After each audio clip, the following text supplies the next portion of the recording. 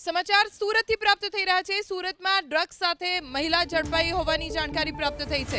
સુરતમાં નશાના સોદાગરો સામે કાર્યવાહી યથાવત છે। એક મહિલાની ધરપકડ કરવામાં આવી છે। પલસાણામાં 1 કિલો મેફેડ્રોન સાથે 2 લોકો ઝડપાયા છે। 1 કિલો મેફેડ્રોન સાથે મહિલા સહિત 2 લોકોની ધરપકડ કરવામાં આવી છે, જેમની પાસેથી લાખોની કિંમતનો મુદ્દામાલ જપ્ત કરવામાં આવ્યો। 29.87 લાખનો મુદ્દામાલ સુરત મુંબઈ એક્સપ્રેસ વે પરથી જપ્ત કરવામાં આવ્યો છે। માનસીની પૂછપરછ કરતા એવું ખબર પડે છે કે પોતે પહેલા મલેશિયન એરલાઇન્સમાં એર હોસ્ટેસ તરીકે પણ કામ કરી ચૂકેલી છે અને પહેલા એ અલગ અલગ કન્ટ્રીઝમાં પણ અલગ અલગ 7 થી 8 કન્ટ્રીઝમાં પણ એ જઈ આવેલી છે।